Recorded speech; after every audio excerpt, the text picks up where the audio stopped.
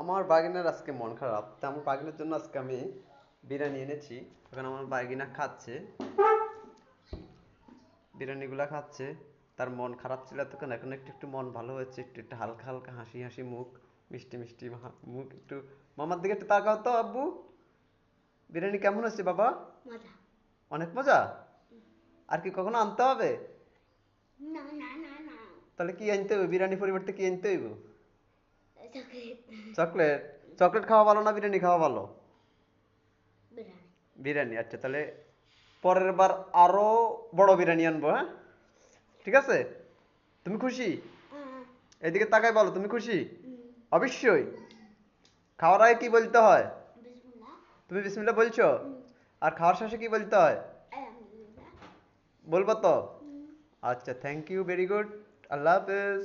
আল্লাহ হাফেজ বলো।